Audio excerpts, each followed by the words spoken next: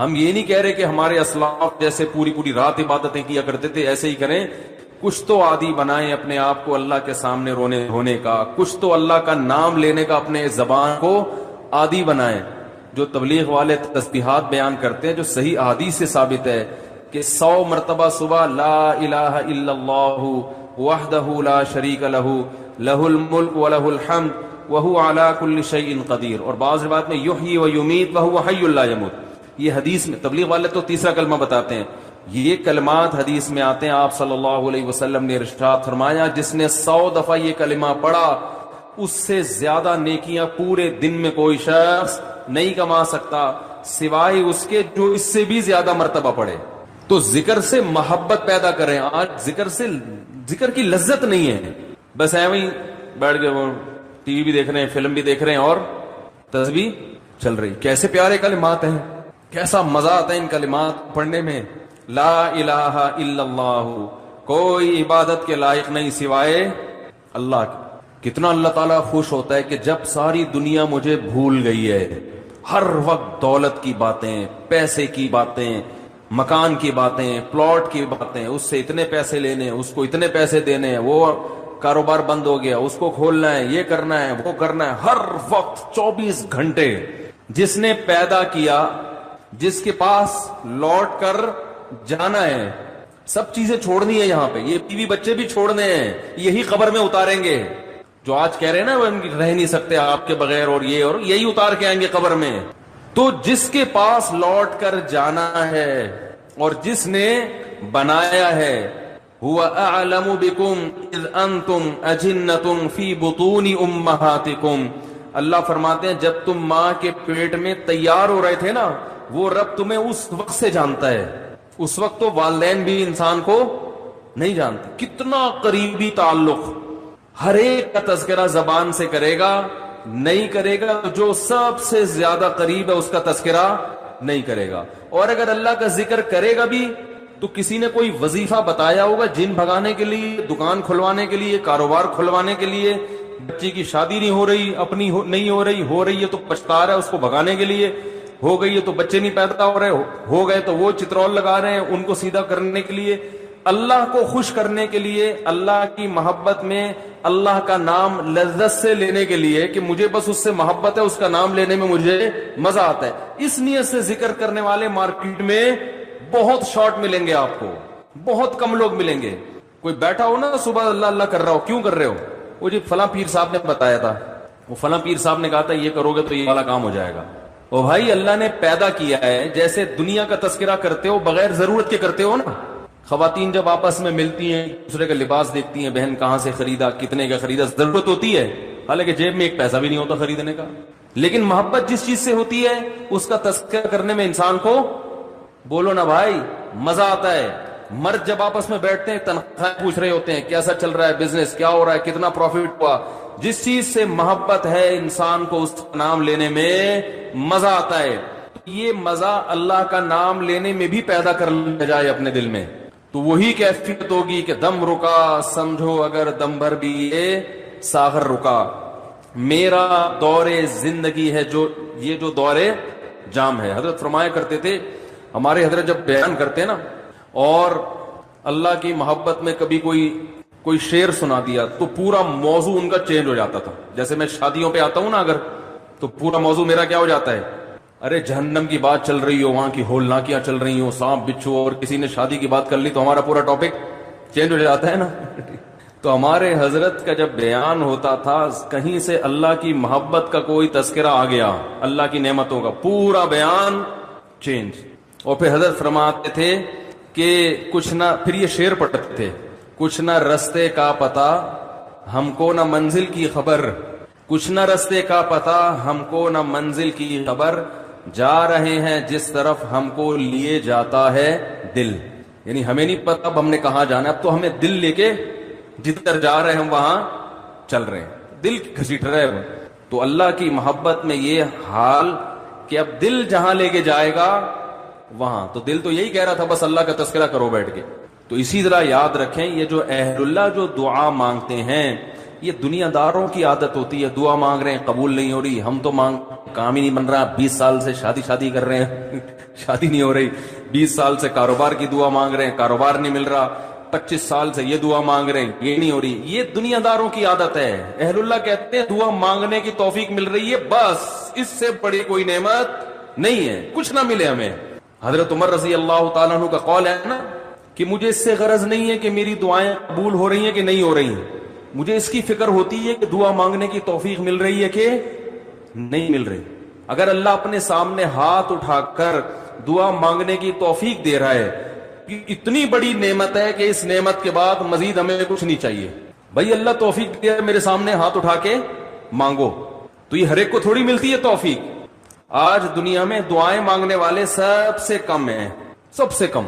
ایک تو مانگتے نہیں, اوپر سے مانگتے ہیں تو ایسے بد دلی کے ساتھ کہ وہ دل ہی نہیں لگ رہا ہوتا ان کا, اور پھر 2-4 دفعہ مانگے, بولے قبول, جا کے دیکھیں قبول ہوئی ہے کہ نہیں ہوئی ہے. رزق مانگے کہ اللہ مجھے اس کی حلال کشاد عطا فرما, اس کے بعد بٹوا نکال کے چیک کر رہے ہوں یار کچھ بھی نہیں آئے, ویسے کہ ویسے ہی ہیں. کاروبار لاک ڈاؤن کی وجہ سے ٹھپ ہوا ہوا ہے, بزنس کا بیڑا غرق ہوا ہوا ہے. تو بھائی جو اہل اللہ ہیں وہ کہتے ہیں دیکھو جتنا تعلق دعا کے وقت انسان کا اللہ کے ساتھ ہوتا ہے نا, اتنا کسی اور چیز میں نہیں ہوتا. براہ راست اللہ سے اپنی زبان میں مانگ رہا ہے. بھائی ذکر میں تو کم از کم اتنا ہوتا ہے کہ ترجمہ نہیں آتا تو پتہ ہی نہیں ہوتا کیا پڑھ رہا ہوں میں, لیکن جب دعا مانگ رہا ہوتا ہے تو براہ راست اللہ سے تعلق, یہ تو بہت گہرا تعلق ہے. تو دعاؤں میں جان ختم, دعاؤں میں لذت, بولو نا بھائی, ختم. جب اللہ سے تعلق ہی کمزور پڑتا چلا جائے گا تو بھائی پھر جو اللہ کو خوش کرنے کے لیے جو اعمال اللہ نے بتائے وہ کہاں سے پورے ہوں گے, وہ تو ہو ہی نہیں سکتے پورے. تو اس لیے ذکر اللہ کو ہلکا نہیں سمجھنا چاہیے. میں وہ ترجمہ بتا رہا تھا کہ چوتھے کلمے کا لا الہ الا اللہ, کوئی عبادت کے لائق نہیں سوائے اس اللہ کے, لہ الملک, اسی کے لیے بادشاہی ہے, وَلَهُ الْحَمْدُ, تعریف صرف اسی کے لیے.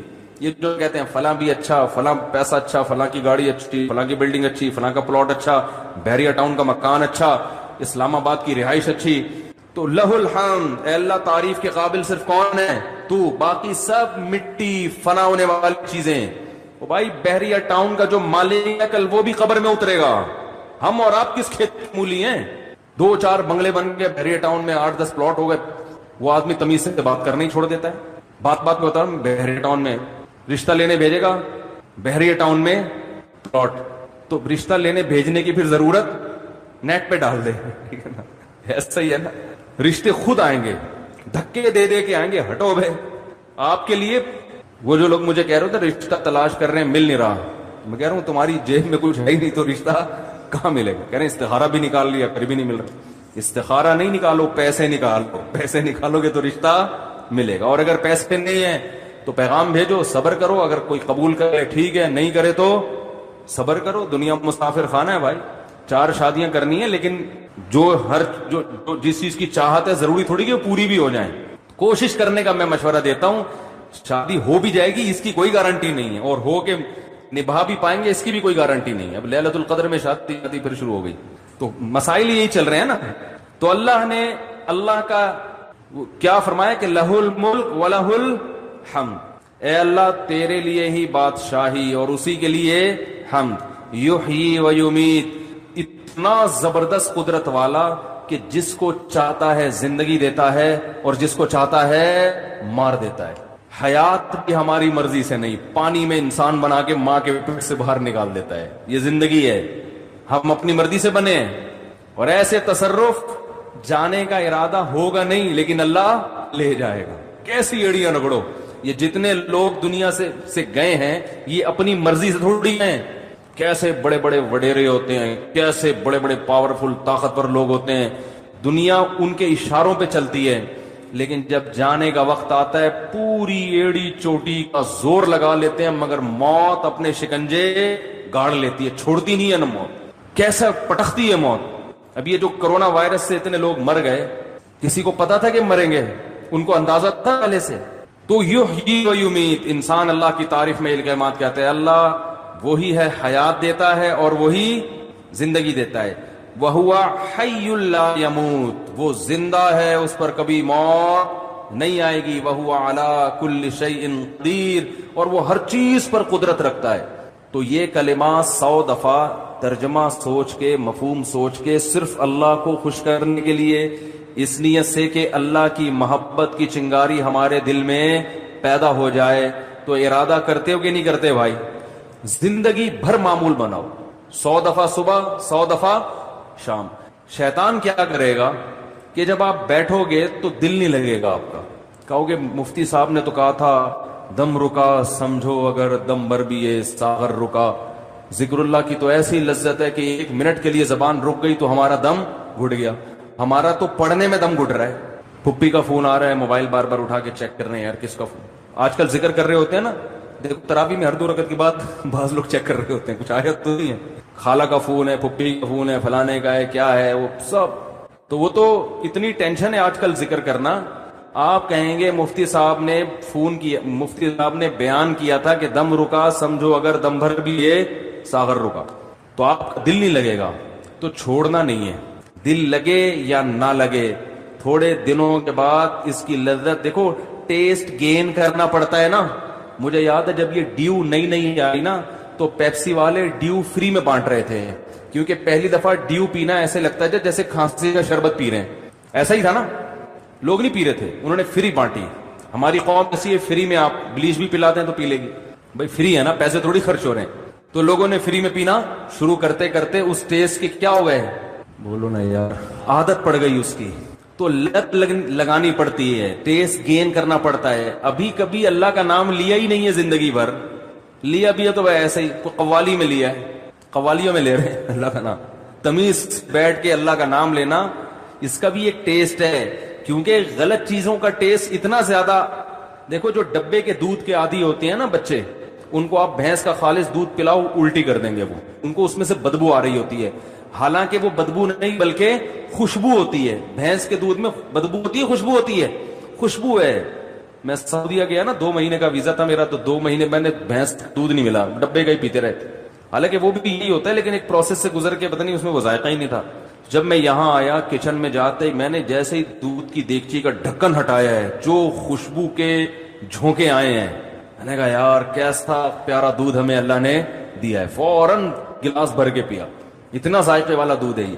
تو جو ڈبے کے دودھ کا عادی ہو اسے بھینس کا دودھ پہلے 1 چمچ پلاؤ، دیکھو الٹی تو نہیں کر رہا، پھر 2 چمچ، آہستہ آہستہ آہستہ آہستہ، پھر اسے ایسا چسکا لگے گا کہ ڈبے کا اس کو اچھا نہیں لگے گا۔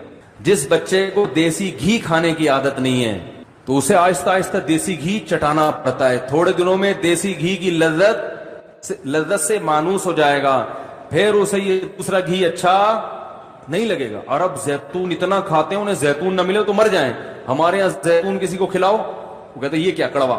تو ایسے ہی یاد رکھو، انسان اپنی زبان کا ذائقہ خراب کر دیتا ہے، تو اللہ کا ذکر کرتے کرتے کرتے کرتے کیا ہوگا، ٹیسٹ گین ہو جائے گا۔ آپ کو بتائے جو آزان سننے کے عادی ہیں ان کو یورپ میں، امریکہ میں بڑی ٹینشن ہوتی ہے کہ بہت دنوں سے آزان کی آواز نہیں سنی، کیونکہ ان کے کان اس ٹیسٹ کے عادی ہو چکے ہوتے ہیں، فضاؤں میں اللہ کا نام گونجتا ہوا سنائی نہیں دے رہا۔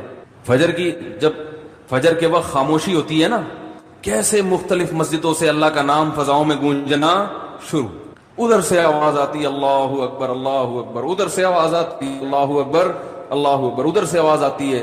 ہم اس ٹیسٹ کے عادی ہو چکے ہیں، ہمیں یہ آواز کہ انطعم من لو یشاء اللہ اطعما، کہ اللہ کو اگر اپنے ان غریبوں پہ اتنا ترس آ رہا ہے، سورہ یاسین میں ہے نا، تو اللہ خود ہی کیوں نہیں کھلا دیتا؟ آئی بات سمجھ میں؟ اللہ نے اس اعتراض کا جواب، یہ جملہ بولنے میں اتنے ٹائم، آپ بہادر آباد سے آؤ، اتنی دیر کیوں لگائی آپ نے بولنے میں؟ یہ تو بزدل آباد ہو گیا نا، اور انہوں نے اکیلے نے جواب دیا، باقی پھر بھی چپ۔ میں جب بھی جملہ ادھورا چھوڑا کروں آپ نے کمپلیٹ کرنا ہے اس کو، میں چھوڑتا ہی اس لیے ہوں تاکہ پتہ چلے کہ آپ جاگ رہے ہیں کہ نہیں جاگ رہے۔ تو اس اعتراض کا اللہ نے قرآن میں جواب نہیں دیا، بلکہ قرآن نے کہا ان انتم الا فی ضلال مبین، تم بالکل ہی پاگل ہو گئے ہو جو ایسے اعتراض کر رہے ہو، تم بالکل کھلی ہوئی گمراہی میں ہو، یعنی یہ اس قابل ہی نہیں ہے یہ اعتراض کیسے کی۔ وجہ اس کی کہ اس کا جواب بہت واضح ہے، یہ دنیا دار الآزمائش ہے، اللہ غریب سے مال لیتا ہے، کس کو؟ مالدار کو آزمانے کے لیے، مالدار کو مال دیتا ہے غریب کو آزمانے کے لیے، کہ اس کا مال دیکھ کے لالچ نہ کرے اور یہ اس کی غربت دیکھ کے اس پہ مانگے بغیر خرچ کرے اس کے اوپر۔ کتنی بڑی حقیقت قرآن نے بیان کر دی۔ اللہ ہی کو سارے کام کرنے ہوتے, ہماری کوئی ذمہ داری نہ ہوتی, تو پھر پیغمبروں کو بھیجنے کی کیا ضرورت تھی؟ پھر تو کوئی قاتل کسی کو قتل کرتا, اللہ قتل ہی نہ ہونے دیتا اس کو. جو کہیں قتل کرنے جاتا اللہ وہیں روک کے اس کو جیل بھجوا دیتا. ٹھیک ہے, دنیا میں عدالت کا نظام اور قانون اور یہ ساری چیزیں کیا ہو جاتی؟ ختم. نہ پیغمبروں کے سب کچھ سیٹنگ پہ آ جاتا. تو پھر فرشتے ہوتے ہیں نا ہم لوگ. تو بعض چیزوں کے جواب بہت واضح ہوتے ہیں, وہ جواب دیے نہیں جاتے. اور یہ بھی ہمیں پتا چلا کہ معترضین ہوتے کس قسم کے, کیسے اوٹ پٹانگ باتیں کر کے لوگوں کو بیوقوف بناتے ہیں. آج بھی اس طرح کے اعتراضات کرتے ہیں جو ملحد لوگ ہیں نا, خدا کے منکر, کہ خدا ایک طرف کہتے ہیں غفور الرحیم اور ایک طرف اتنا ظلم ہو رہا ہے دنیا میں, یہ روکتا کیوں نہیں ہے, سیلاب کیوں آ رہے ہیں, زلزلے کیوں آ رہے ہیں, چھتیں کیوں گر رہی ہیں, مر کیوں رہے ہیں لوگ. اور بھائی زلزلہ آ رہا ہے, سیلاب آ رہا ہے, جس پر آ رہا ہے نا اس کے لیے اتنی بڑی آزمائش نہیں ہے, ان لوگوں کے لیے بڑی آزمائش ہے جو اس عذاب میں مبتلا نہیں ہوئے. ہم جب سندھ سے گزر رہے تھے نا, بہت قسم پرسی میں غریبوں کو دیکھا, تو ایک آدمی نے کہا یار ان کے تو بدعمالیاں بھی اتنی نہیں ہیں, عذاب ان پہ آتا ہے. اور کراچی اور لاہور کے اور اسلام آباد کے پوش علاقوں میں جا کے دیکھو جو نائٹ کلبوں میں عیاشیاں ہو رہی ہیں, ان کو کچھ بھی نہیں آ رہا, وہ ابھی بھی پراٹھے کھا رہے ہیں بیٹھ کے. ہوتا ہے نا, جب بھی سیلاب آتا ہے پستا کون ہے؟ سمندری طوفان آئے گا, ٹھٹھا بیچارہ اور وہ جو دادو, اس طرح کے علاقے جن کے پاس کھانے کو ویسے ہی روٹی نہیں ہے. تو جو ملحد لوگ ہیں وہ اعتراض کرتے ہیں کہ یہ اللہ کے ہاں انصاف بولو نہیں. یعنی ان کو وہ کہتے ہیں کہ عذاب جب آئے نا تو سمندر کا پانی ٹھٹھا سے لیفٹ ٹرن مار کے ڈیفنس کی طرف پہلے رخ کرے وہ, اور وہ جائے اسلام آباد کے نا, زلزلہ جب آئے یا کوئی سیلاب آئے تو دریا سندھ کا دریا الٹا چلتے ہوئے وہ اسلام آباد کے وہ جو کیا ہے یار, اسلام آباد میں بڑے بڑے جو ہوٹل ہیں نا وہاں تک پہنچے. تو بھائی دنیا کے اصول اللہ نے کچھ اور رکھے ہیں, آخرت کے اصول. ایک دفعہ بارشیں آئی نا تو وہ کھارا در پورا ڈوب گیا. اچھا, ان دنوں میں ایک مولانا صاحب بیان کر رہے تھے کہ یہ بارشیں جو اتنی آتی ہیں ہمارے بدعمالیوں کا نتیجہ ہے, بہت سے لوگ یہ بار بار یہ بات دہراتے ہیں. یہ بات بھی ٹھیک ہے کہ ہماری بدعمالیوں کا نتیجہ ہے, اس میں دو رائے نہیں ہو سکتی, اس کا میں منکر نہیں ہوں. لیکن اس بات کو اتنا زیادہ بار بار بیان کرنا جس سے انسان سمجھے کہ پتہ نہیں سندھ والوں نے کیا کیا ہے جو برباد ہو گئے. ایک حد تک تو یہ ٹھیک ہے تاکہ لوگوں کو موٹیویشن ملے. اس زمانے میں نے ایک بیان کیا تھا کہ زلزلے کیوں آتے ہیں, آڈیو بیان تھا میرا وہ, اس وقت میں ویڈیو نہیں بناتا تھا. اس میں یہ سمجھانے کی کوشش کی تھی کہ بھائی ضروری نہیں کہ زلزلے میں جو قوم زیادہ تباہ ہوئی ہے وہ بری ہو اور جو بچ گئے وہ اچھے ہوں. عین ممکن ہے جو بچے ہوں وہ کمبخت ہوں اور جو مرے ہوں وہ تہجد پڑھتے ہوئے دنیا سے گئے ہوں. کیونکہ اللہ تعالیٰ نے دنیا کو دار الاسباب بنایا ہے. یہاں جب بھی کوئی عذاب آتا ہے نا, جب بھی کوئی عذاب آتا ہے تو وہ اسباب کے تحت آتا ہے. اب دیکھو بارش جب آئے گی, طوفانی بارش ہوگی, تو وہ اوپر کی طرف پانی جائے گا یا نیچے کی طرف آئے گا؟ اب اوپر نائٹ کلب ہے, عیاشی چل رہی ہے, شرابیں چل رہی ہیں, نیچے نشیبی علاقے میں تہجد پڑھ رہے ہیں سارے, تو پانی یہ تھوڑی کہ تہجد والوں کو دیکھ کے ٹن مارا اس نے بھائی وہ کہاں کو الٹا چلنا شروع ہو گیا. اس لیے کہ تو فطرت کے قانون کے خلاف ہے نا, اللہ تعالیٰ فطرت کو چینج تھوڑی کرتے ہیں. تو اس بحث میں پڑے بغیر کہ کون تباہ ہو رہا ہے کون بچ رہا ہے, ہمیں شریعت نے حکم یہ دیا ہے کہ ہم پہلے سے اس کا انتظام کریں کہ کوئی قدرتی آفت آئی تو اس سے کون سا علاقہ زیادہ متاثر ہوگا. ہمیں شریعت نے حکم دیا ہے اسباب اختیار کرنے کا. کھارادر والوں سے میں کہتا ہوں جب تمہیں پتا ہے کہ جب بھی کراچی میں بارش زیادہ آتی ہے کھارادر نیچے ہے تو ڈوبے گا نا وہ. تم چاہے تبلیغ میں چلے لگاؤ, تم 4 مہینے لگاؤ, پانی تمہارے یہاں ہی پہلے آئے گا. پانی کو اللہ نے یہ سمجھایا ہوا ہے کہ جہاں جگہ ملے نیچے کو کھسک جانا. یہ نہیں دیکھنا کہ وہ نماز پڑھ رہا ہے کہ گٹکا کھا رہا ہے بیٹھ کے. یہ تو ہمیشہ سے ہوتا آ رہا ہے. دیکھو عذابوں کی 2 قسمیں ہیں, خوب سمجھ لیں. یہ ٹاپک چلی پڑا ہے تو میں جلدی سے کمپلیٹ کر لوں. ایک عذاب وہ ہوتا ہے جس کے عذاب ہونے میں 2 رائے ہو نہیں سکتی ہیں, اس کو قدرتی آفت قرار دیا نہیں جا سکتا. وہ اللہ پراپر ارادہ کرتا ہے کہ میں اس قوم کو تباہ کرنا چاہتا ہوں اور اس کی کوئی سائنٹیفک لاجک نہ بھی ہو تو میں کیا کر دوں گا, اس کو تباہ کر دوں گا. جیسے قوم عاد پہ عذاب آیا, قوم لوط پہ عذاب آیا, قوم سمود پہ عذاب آیا. وہ جو عذاب آیا نا قوم لوط قوم سمود پر, پیغمبر بتاتے, نوح علیہ السلام کی قوم پہ عذاب آیا, اس وقت بارش کا ان کی محکمہ موسمیات والوں کے ہاں دور دور تک کوئی بھی انتظام, کوئی بھی امکان نہیں تھا. یہی وجہ ہے کہ قرآن کہتا ہے نوح علیہ السلام جب کشتی تیار کر رہے تھے تو قوم مذاق اڑاتی تھی کہ کہ نہ کوئی قریب میں دریا ہے نہ سمندر ہے، اور اس موسم میں ویسے بھی بارش نہیں ہوتی، کبھی بھی بارش نہیں ہوئی ہے، دور دور تک بادل کا کوئی ٹکڑا نظر نہیں آ رہا، اور یہ ایسے ڈرے بیٹھے ہیں، اتنی بڑی کشتی بنا رہے ہیں جیسے پتہ نہیں کیا ہونے والا ہے۔ تو نوح علیہ السلام نے کیا کہا؟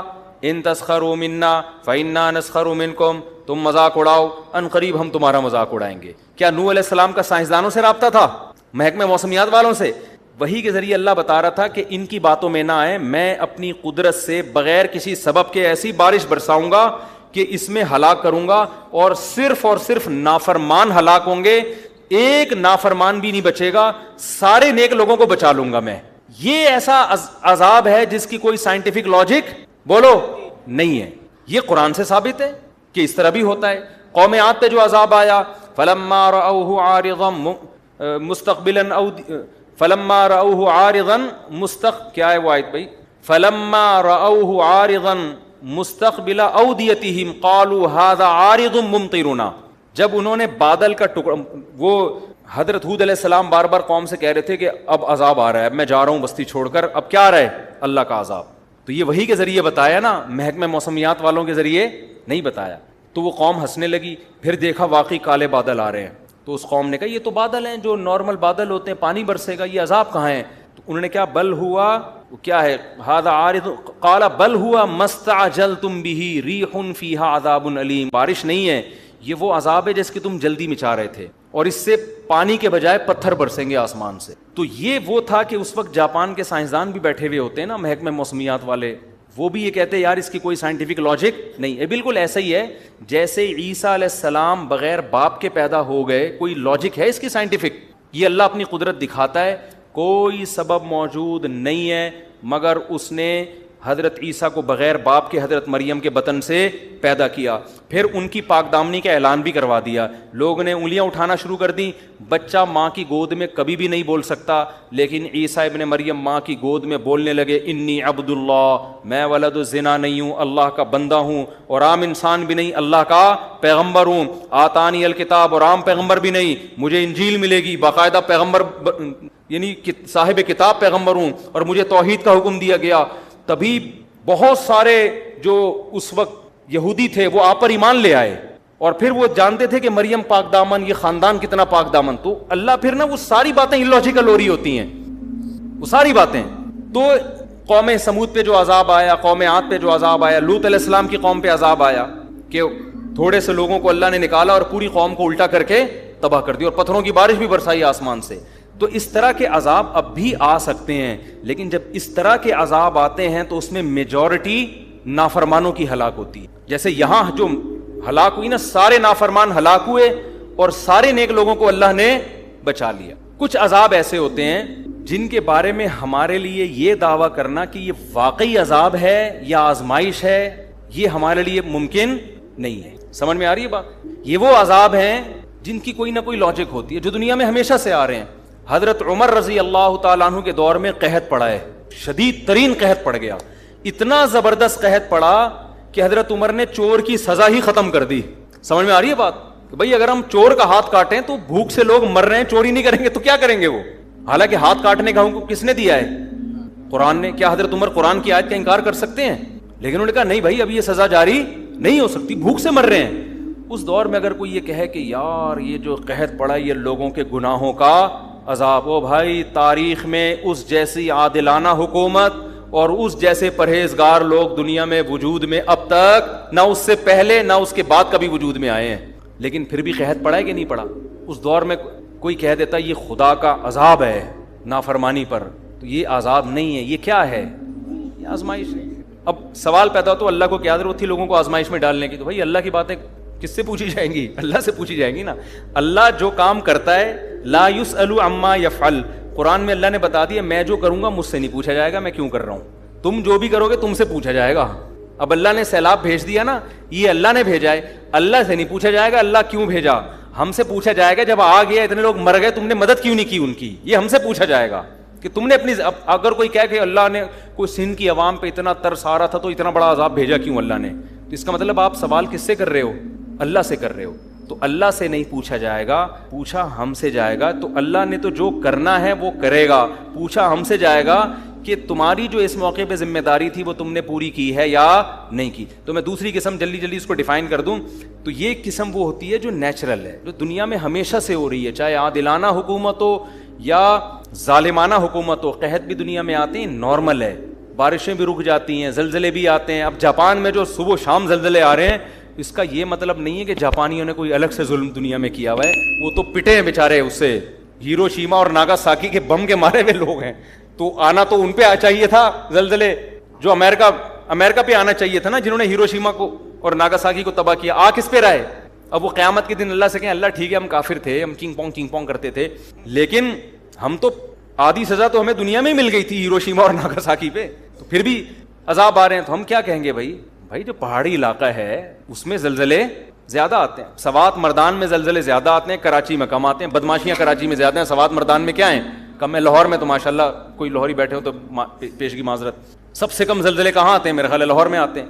تو یہ نیچرل ہے. اب دیندار آدمی کیا کرتا ہے, وہ کیا کرتا ہے کہ بجائے اس کے کہ تو نے نیچے اپنا گھر بنایا ہوا ہے اوپر چلا جا, وہ اوپر جانے کے بجائے نیچے تہجد زیادہ اخلاص سے شروع. سمجھ میں آ رہی ہے بات؟ وہ نیچے کھارا در میں ہے نا, پانی آیا, اکثر کھارا در ڈوب جاتا ہے پانی میں, تو وہ کیا کرتا ہے کہ یار ہمارے گناہوں کی سزا میں پانی آگے, ہم ڈوب گئے, اب ہم کیا کریں گے, اب گٹکے سے بھی میں توبہ کر رہا ہوں, آئیں, اب میں چلے کی جماعت میں نکل رہا ہوں تاکہ عذاب نہ آئے.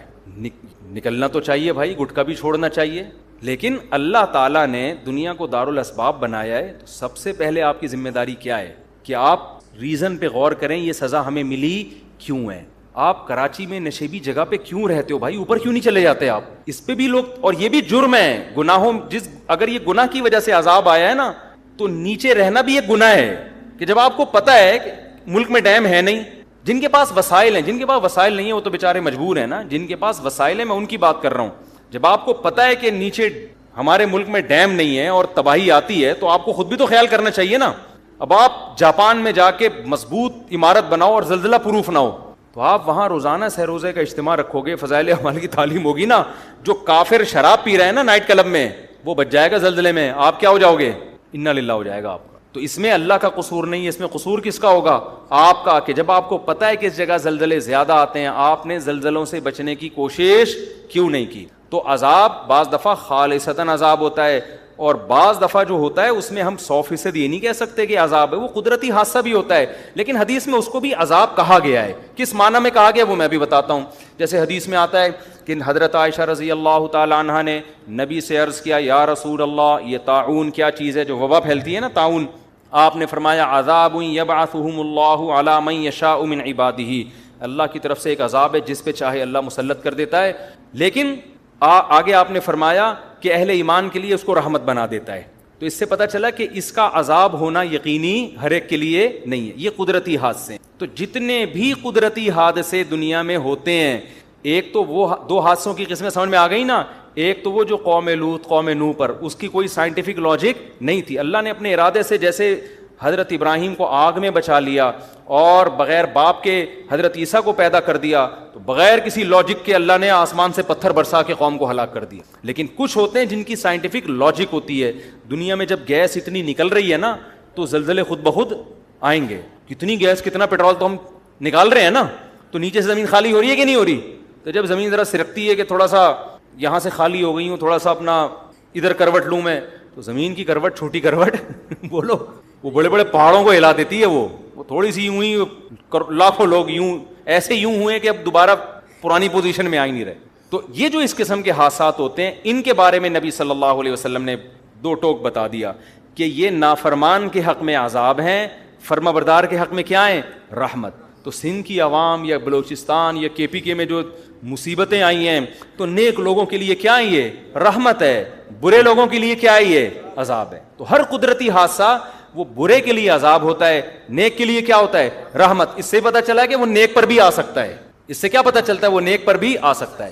اب اسی میں آپ دیکھ لیں جو دینداروں کی حماقتیں, جب یہ کورونا پھیلا ہے نا, تو اس میں لوگوں نے کیا باتیں کرنا شروع کر دی تھی. میں بہت عرصے بعد کورونا پہ آیا ہوں, لیکن اب یہ ٹاپک کو سمجھانے کے لیے کہ جی مسجدوں میں نہیں آئے گا یہ کورونا, مسجدوں میں کیا ہوگا, ہم تو وہاں اللہ اللہ کرنے جاتے ہیں, وہاں وبا کیسے آئے گی. تو یہ تو حدیث سے یہ بات ثابت ہے کہ جتنی بھی قدرتی حادثات ہیں متاثر اس سے سب ہوتے ہیں.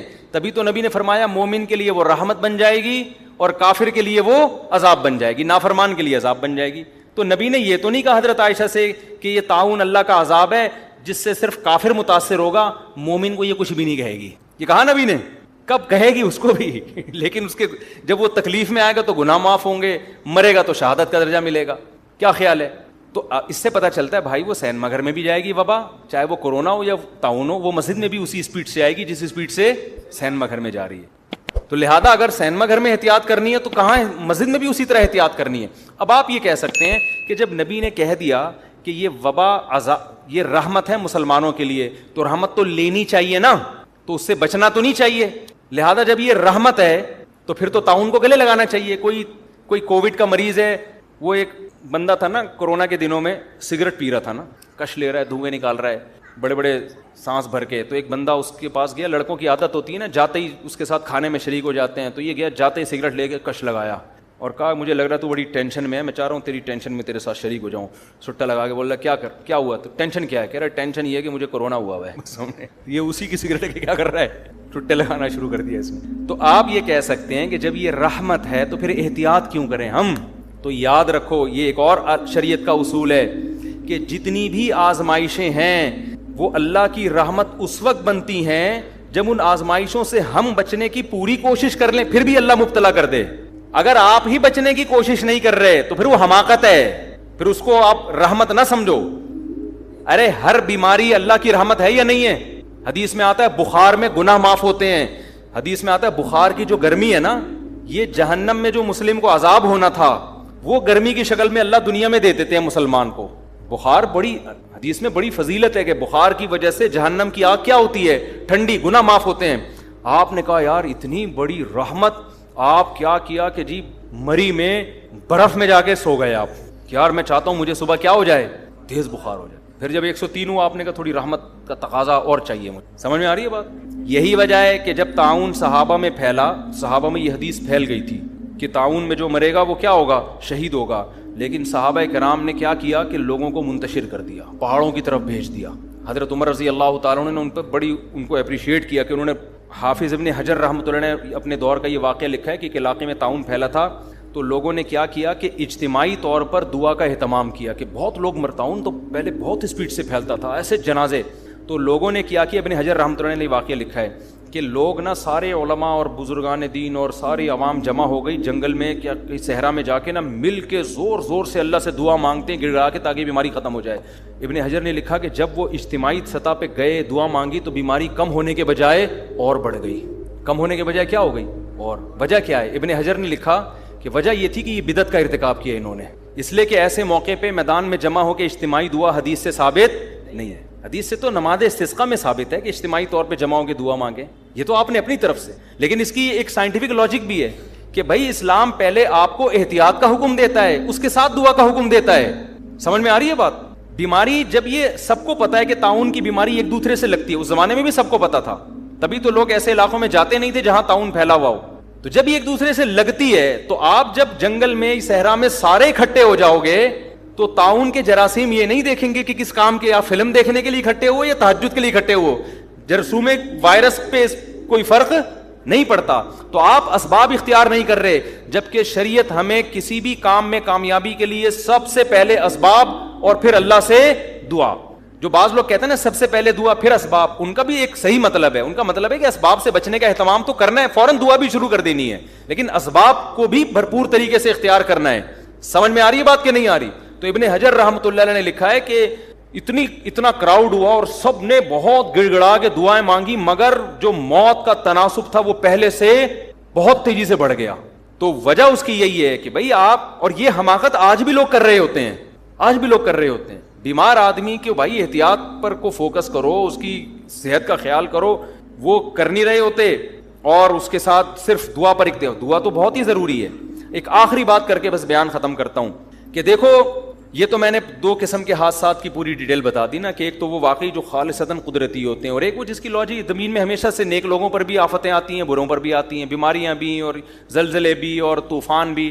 تو ہمیں بجائے اس بحث میں کہ یہ عذاب ہے کسی کے گناہ کی وجہ سے یا یہ کیا ہے, ہمیں وہ کار, یہ تو اللہ کا کام تھا نا جو اللہ نے کیا, ہمیں اللہ کہتا ہے تم وہ کرو جو تمہاری ذمہ داری. ہماری ذمہ داری کیا ہے؟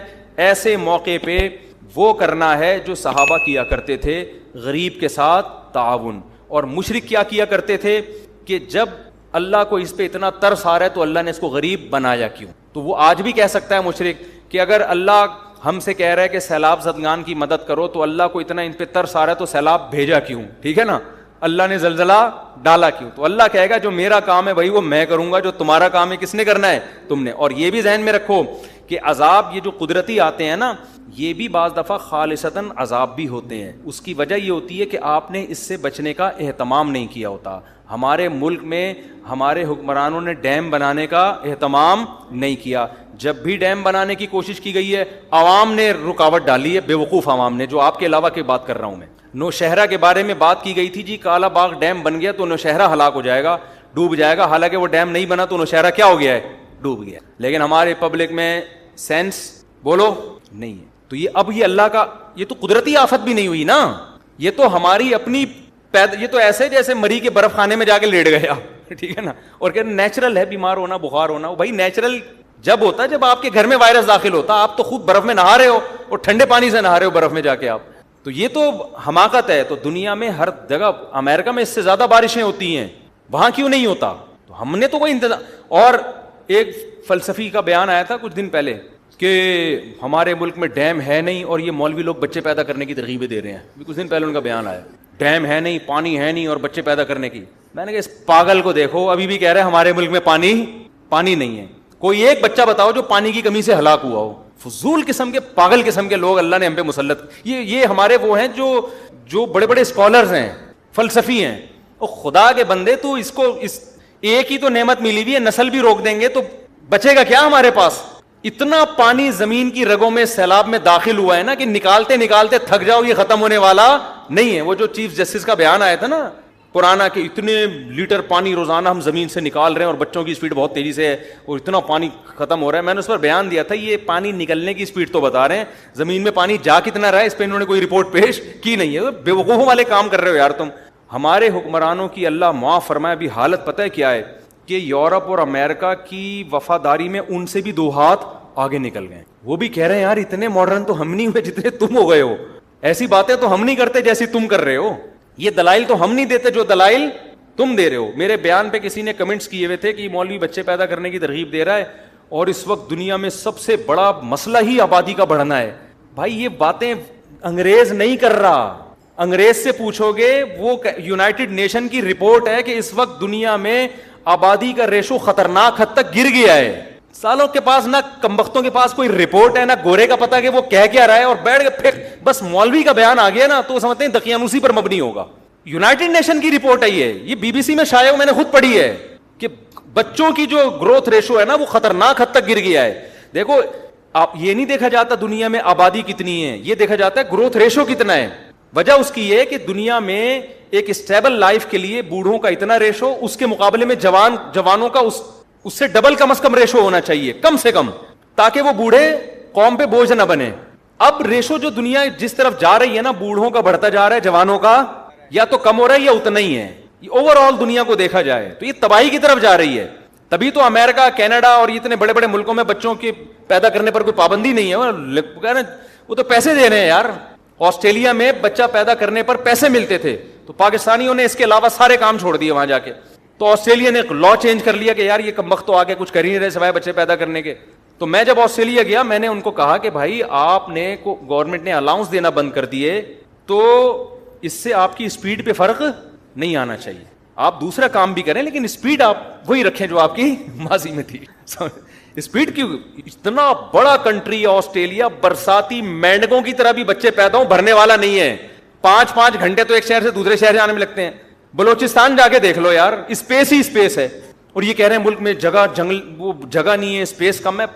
گراؤنڈ کراچی سے حیدرآباد چلے جاؤ نا, اتنی اسپیس ہے. آدمی کہتا ہے کتنی بھی اسپیڈ سے, اور پوری دنیا کو دیکھو تو کیا ہوگا حال. بالکل ان کو صرف مولویوں سے نفرت ہے. یہ سمجھتے ہیں مولوی پڑھے لکھے نہیں ہیں, ان کو معلومات نہیں ہے. بھائی جو چیز مشاہدے سے نظر آ رہی ہے اس میں کیا آپ کو کیلکولیشن کرنے کی ضرورت ہے. تو فضول قسم کی باتیں. تو وہ ایک نے پھینک دی تھی ہمارے چیف جسٹس صاحب نے کہ زمین سے اتنا پانی, اتنے وہ کیلکولیشن بتاتا ہوں, اتنے کروڑ گیلن نکل رہا ہے بیٹا, اب تو مر گئے اگلے سال. وہ कमबख्तो जा कितने करोड़ के लन रहा है।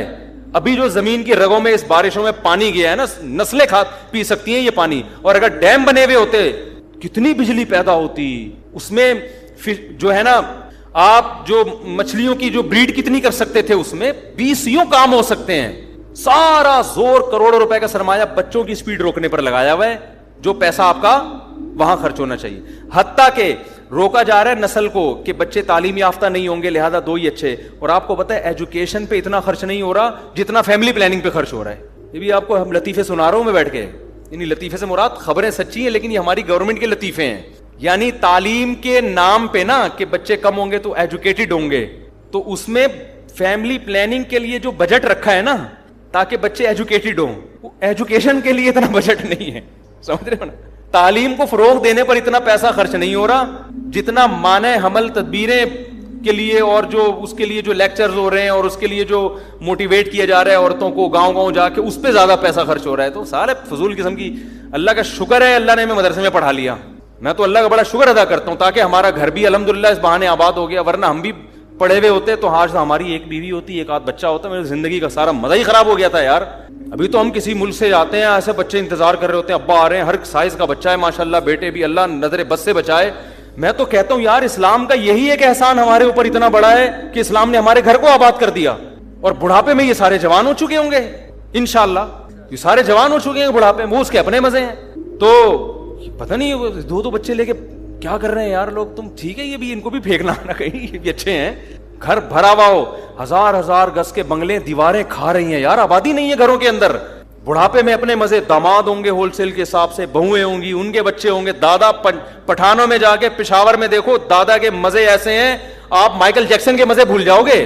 मैं तो देखता हूं ना जाके पठानों में, पिशावर मर्दान हो, एक दादा बैठा होगा, वो मेरा पोता है, वो नवासा है, ये 8 चाचे हैं, ये पता नहीं, इतनी बड़ी फैमिली होती, दादा बैठ के खा रहा होता है अकेला, और इज्जत भी मिल रही होती है उसको।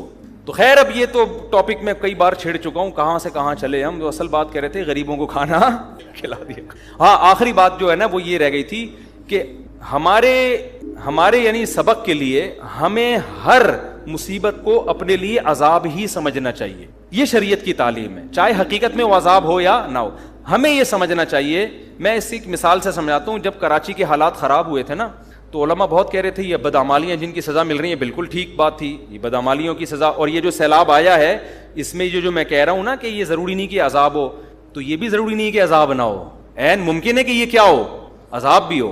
हमें क्या करना है, तो हमारे हजरत फरमाया करते थे कि हम में से हर आदमी को सोचना चाहिए, दुनिया में कहीं भी आफत आए तो हमें यही सोचना चाहिए ये अजाब ही है, और किसी और के गुनाहों की सजा नहीं, बल्कि मेरे गुनाहों की सजा है। ये अल्लाह हमसे चाहता है कि बेशक वो किसी और के गुनाह की सजा है या सजा नहीं भी, ये कुदरती हादसा है, लेकिन जिसके दिल में अल्लाह का खौफ होता है वो ये समझता है कि ये अजाब ही है और ये मेरे गुनाहों की वजह से, वो अपने गुनाहों का इस्तेहजार करता है। देखो, नबी से बढ़कर दुनिया में कोई हो सकता है? हदीस में आता है, जब भी मदीना में गहरे बादल आते थे, आप सल्लल्लाहु अलैहि वसल्लम खौफजदा हो जाते और मस्जिद में जाके दुआएं मांगना शुरू कर देते। हालांकि गहरे बादल आना क्या है, नेचुरल है, और नबी से तो कोई गुनाह होता ही नहीं है, लेकिन जिसके दिल में तकवा अल्लाह का खौफ होता है ना, वो तो नबी यही समझते थे। फिर नबी जाके दुआ मांगते, ए अल्लाह, तूने मुझसे वादा किया है कि जब तक मैं इनके दरमियान मौजूद हूं तेरा अजाब नहीं आएगा। हालांकि मदीना में तो अब भी बादल आते हैं।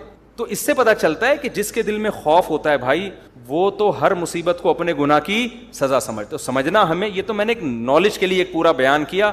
जब कराची के हालात खराब हुए थे, बहुत कत्ल व गारत हो रहा था, हजरत बार बार हमें नसीहत करते थे कि देखो ये गुनाहों का अजाब है, जो कि किसी और के गुनाहों का अजाब। अपने बारे में इंसान खुश फहमी मुब्तला हो जाता है, मैं तो बड़ा नेक हूँ, मैं तो तहज्जुद गुजार हूँ, मैं तो नमाजी हूँ, मैं तो हाजी हूँ, मैं तो ये हूँ। फरमाए समझो ये मेरे गुनाहों का अजाब। तो हजरत कहते हैं मैं ये समझता हूँ मुझसे कोई कोताही हुई है जिसका ये अजाब है। तो इस्तेहजार हम सबको यही करना चाहिए। कुछ आप कुरान कह रहे लियत्तखिज़ बाज़ुहुम बाज़न सुखरिया, मैंने दौलत को ऐसे तकसीम किया है किसी के पास इतना कि गिनने में ना आए और किसी के पास खाने को रोटी नहीं होगी, ताकि गरीब आदमी मुलाजमत करे अमीर की और दुनिया का निजाम चलता रहे। अगर सबके पास पैसा आ गया, फैक्ट्रियों में बोतलों में ढक्कन कौन लगाएगा? क्या ख्याल है? सारे ही साइंटिस्ट पैदा हो गए। ये माँ बाप भी कहते ना, हर बच्चे को हमने डॉक्टर बनाने, इंजीनियर बनाने, बनाओ, बनेगा नहीं। کیونکہ سارے ڈاکٹر انجینئر اور کمپنیوں کے مینیجر بن گئے تو بوتلوں میں کمپنیوں میں ڈھکن کون لگائے گا بیٹھ کے؟ کچھ لوگوں کی بوتل کا کام کیا ہوتا ہے؟ کیا لگا رہے ہوتے ہیں؟ ڈھکن. یہ بزنس جاب ہے ان کی. آپ کہہ سکتے ہو تو مشینیں آ گئی ہیں, تو مشین کا بٹن دبانے کے لیے کوئی چارٹرڈ اکاؤنٹنٹ تھوڑی آئے گا, وہ بھی تو کوئی ملازم ہی رکھا جائے گا نا. بہت دیکھ رہا ہوں میں یوٹیوب پہ نا آج کل ریلیں آ رہی ہیں, پیسہ کماؤ, پیسہ ہی سب کچھ ہے, ہم تو حرم میں جا کے بھی دعا مانگتے ہیں پیسہ دے دے, بس پیسہ ہی پیسہ ہی پیسہ ہی. یہ وہ لوگ ہیں جن کے پاس پیسہ آیا اور ان کی کھوپڑی بول لو نا آؤٹ ہو گئی, کھوپڑی خراب ہو گئی. ان کو دیکھ کے تو لگتا ہے نہ ہے پیسہ بھائی, ہماری کھوپڑی ایسی خراب نہ ہو جائے. ایسی ترغیب جس سے غریب ڈپریشن میں جانا شروع ہو. آپ کہہ سکتے ہو وہ اپنی نااہلی سے غریب ہے. کچھ لوگ اپنی نااہلی سے ہوتے ہیں, ان کو تو چپیٹ لگاؤ رکھ کے جا اور وہ ماں باپ پہلے سے لگا رہے ہوتے ہیں, گھر میں پڑا رہتا ہے, اٹھتا نہیں ہے. لیکن بہت سے لوگ دنیا میں ایسے ہیں, رہیں گے ہمیشہ, جو آپ سے زیادہ محنت کریں گے, آپ سے زیادہ ذہین ہوں گے, پھر بھی 2 ٹکے کا پیسہ ان کے پاس نہیں آئے گا. قرآن ایسے ہی تھوڑی بار بار کہہ رہا ہے یبسط الرزق لمن یشاء, جس کے لیے چاہتا ہوں روزی کے دروازے کھول دیتا ہوں, ویقبض, جس کے لیے چاہتا ہوں رزق کے دروازے بند کر دیتا ہوں. میں نے تو ایسے لوگ بھی دیکھے ہیں کچھ بھی نہیں کر کے بہت کما لیا, لکھ دوپل لگ گیا ان کا. بھائی کچھ بھی نہیں کرتے تھے, ویسے ہی کوئی بزنس ہلکا سا شروع کیا, پتہ نہیں کہاں سے کہاں پہنچ گئے. وہ کہتے ہیں یار ہمیں خود بھی نہیں پتا تھا اتنا نوٹ چھاپ لیں گے اس میں, اب اتنا پیسہ آ جائے گا. تو نہ آنے میں دیر لگتی ہے اور نہ جانے میں دیر لگتی ہے. تو یہ اللہ کی دین ہے. تو اصل جو موٹیویشن ہونی چاہیے وہ یہ کہ پلاننگ میں اور محنت میں کمی نہ ہو. بس کوئی بھی کام کرو, محنت اچھی ہو, پلاننگ اچھی ہو, نتیجہ کس کے ہاتھ میں ہے؟ اللہ کے. بس پھر مل جائے ٹھیک ہے. نہیں, 2 گڑبڑیں ہوتی ہیں, یا تو ہماری محنت بہت زیادہ ہوتی ہے, پلاننگ صحیح نہیں ہوتی, اس کا بھی نتیجہ کوئی اچھا نہیں نکلتا, برباد محنت آپ کی. لوگ کر رہے ہوتے ہیں نا صحت کے لیے محنت بہت کر رہے ہو, نا ڈنڈ پیل رہے ہو, جا کے دوڑ رہے ہو, سیڑھیوں پہ جا رہے ہو, آ رہے ہو, اور چرس پی رہے ہو بیٹھ کے, نشہ کر رہے ہو بیٹھ کے, نیند لے نہیں رہے آپ. مثال کے طور پر جو سوتے نہیں ہے نا, ان کو ورزش سے فائدے کے بجائے الٹا نقصان ہوتا ہے. کیونکہ جب آپ ورزش زیادہ کرتے ہو آپ کو گہری نیند, کیونکہ ہماری باڈی کی ریپیئرنگ کب ہوتی ہے؟ نیند میں.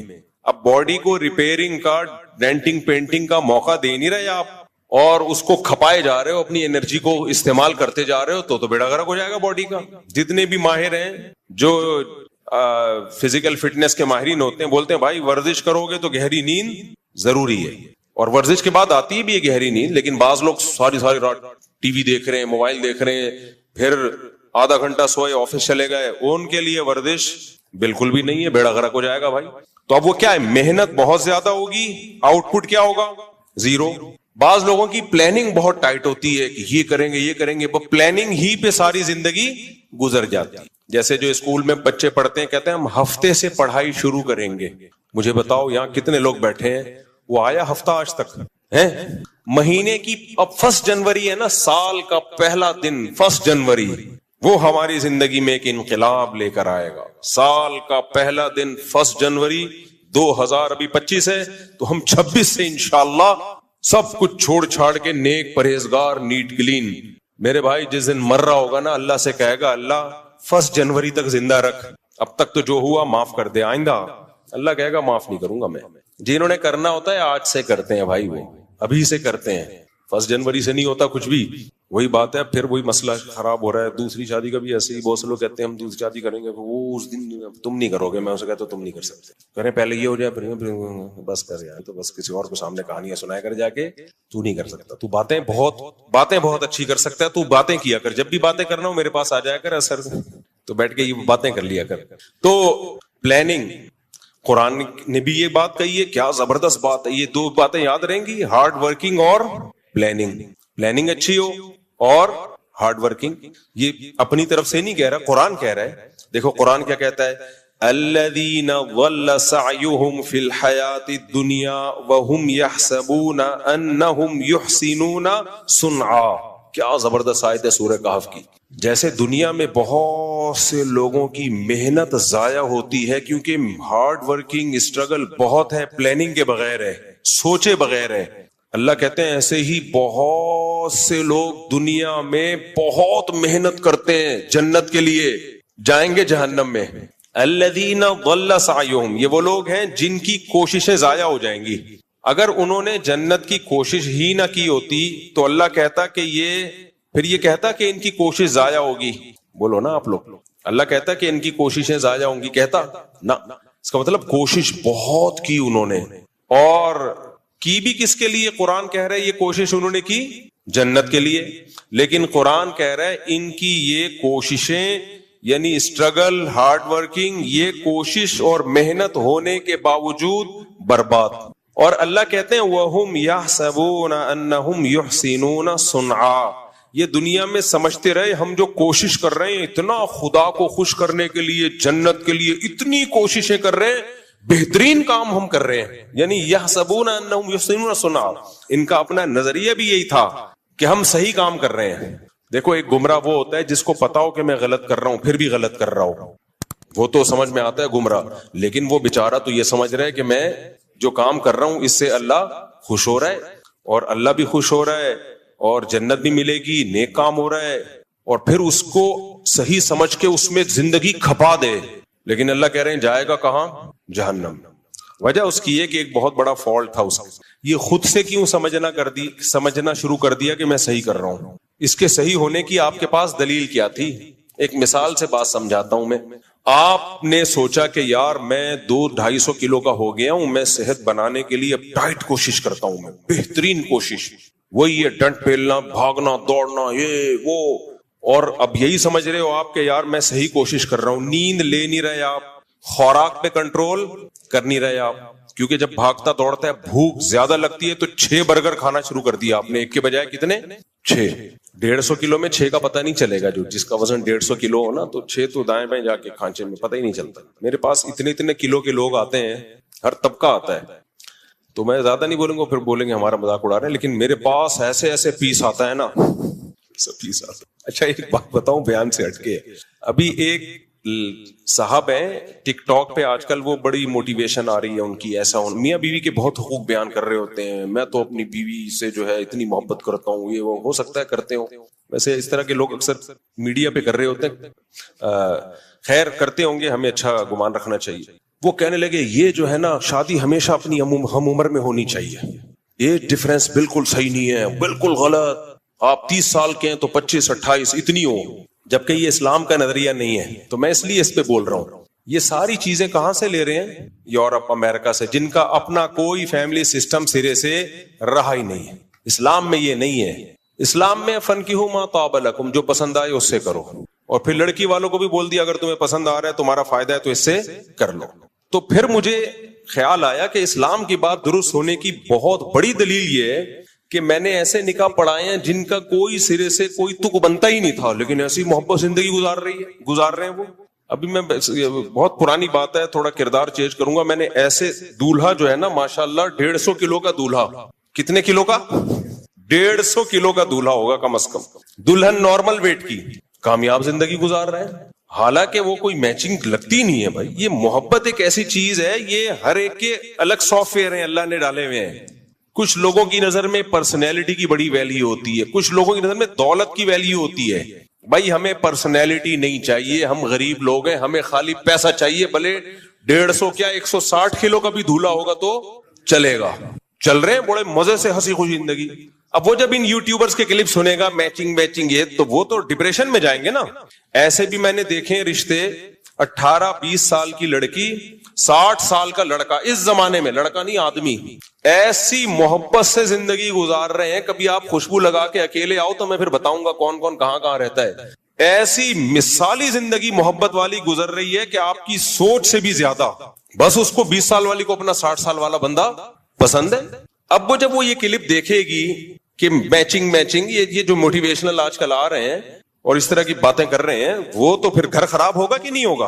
اور الٹا بھی دیکھا ہے میں نے، 20-22 سال کا لونڈا لپاڑا اور انٹی سے شادی کی اس نے، جو طلاق یافتہ بھی، بچوں والی بھی، بہترین زندگی گزر رہی ہے ان کی، اور مزید بچے بھی ہو گئے، ہنسی خوشی. اس لیے یہ جو آج کل آ رہے ہیں نا افلاطون اور سقراط اور بقراط، ہر آدمی یوٹیوب پہ آ کے فنٹر بنا ہوا ہے، ایکچولی ایسا ہونا چاہیے، ایکچولی ایسا. اس کو بولو بس کرو خدا کے لیے, ہمارے پاس اسلام ہے, کوئی قرآن و سنت کی بات کرو تو سر آنکھوں پہ, ورنہ یہ اپنی تھیوری اپنے نظریے اپنے پاس رکھو. سمجھ میں آ رہی بات کہ نہیں آ رہی ہے؟ بولے یہ اپنے یہاں نارملی تو ٹھیک ہے, ایسا ہی ہو, ایج ڈفرنس زیادہ نہیں ہونا چاہیے, لیکن اگر کہیں زیادہ ہے اور دونوں خوش ہیں تو تمہیں کیا تکلیف ہو رہی ہے یار؟ یہ وہ اعتراضات ہیں جو غیر مسلموں سے ہماری سوسائٹی میں آئے ہیں. جو سب سے بڑا اعتراض سب سے پہلے نبی صلی اللہ علیہ وسلم پہ کرتے ہیں کہ 9 سال کی تھیں آپ حضرت عائشہ اور ہمارے نبی 50 سال کے, تو یہ تو پھر میچنگ کی نہ ہوئی شادی. لیکن دنیا میں اس سے زیادہ کامیاب جوڑا کوئی دنیا میں گزرا نہیں ہے, اس سے زیادہ کامیاب جوڑا کوئی گزرا نہیں ہے دنیا میں. تو ایسے ایسے ہم نے دیکھے ہیں نا, میں نکاح پڑھا رہا ہوتا ہوں, لوگ سمجھتے ہیں گھننا, اس کو کچھ پتا نہیں ہے, میں دیکھ رہا ہوتا ہوں ابے یہ وہی ہے. خیر میں ان کو کچھ تنگ نہیں کرتا. تو ایسے ایسے بعض دفعہ دولہا اتنا باریک, 250 کلو کی, تھوڑا سا کم کر لو زیادہ ہو گیا دلہن. اب لوگ تو بولیں گے یہ میچنگ, بھائی جب ان کو وہ پسند ہے اس کو وہ پسند ہے, تمہیں کیوں پیٹ میں مروڑ ہو رہا ہے, تمہیں کیا تکلیف ہو رہی؟ اور یہ جو لوگ اپنی بیویوں کی تصویریں سوشل میڈیا پہ ڈالتے ہیں نا, اس کا ایک بہت بڑا نقصان پتہ ہے کیا ہوا ہے؟ بہت بڑا نقصان یہ ہوا ہے کہ بعض دفعہ آدمی کو اپنے سے زیادہ عمر کی لڑکی پسند آ رہی ہوتی ہے, ایجڈ ہوتی ہے, لیکن یا وزن زیادہ